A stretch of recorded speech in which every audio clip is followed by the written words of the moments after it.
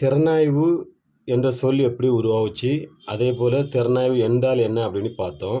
இதில் நீங்கள் பார்த்தீங்கன்னா திறனாய்வினுடைய விளக்கம் அப்படின்னா என்ன அப்படிங்கிறத இதில் பார்க்கலாம். திறனாய்வு என்பது ஒரு இலக்கியத்தின் நிறை குறைகளை கூறுவது. ஆசிரியர் தம் இலக்கியத்தில் மறைத்து வைத்துள்ள உண்மைகளை வெளிக்கொணர்வது. இலக்கிய ரசனைக்கு அடிப்படையாக உள்ள கருத்துக்களை விளக்குவது. இதுதான் திறனாய்வு. படைப்பாற்றலையும் நுகர்வாற்றலையும் விளக்கி காட்டி இரண்டிற்கும் பாலமாக இருப்பது இந்த திறனாய்வு தான். ஓர் இலக்கியம் எப்படி சிறந்தது, எவ்வாறு சிறந்தது என்பதற்கான காரணங்களை ஆராய்வது தான் திறனாய்வு.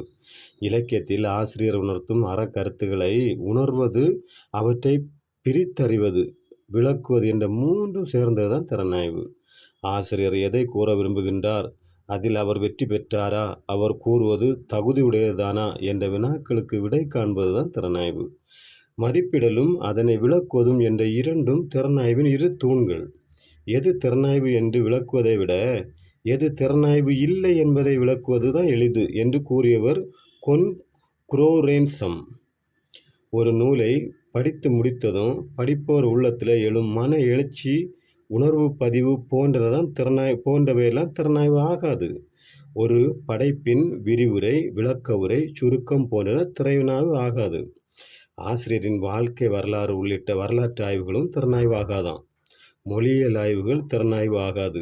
படைப்பில் காணப்படும் அறக்கருத்துகள் பற்றிய ஆராய்ச்சிகளும் திறனாய்வு ஆகாது அப்படின்னு சொல்லியிருக்காங்க. இதுதான் திறனாய்வு பற்றிய விளக்கம். நன்றி.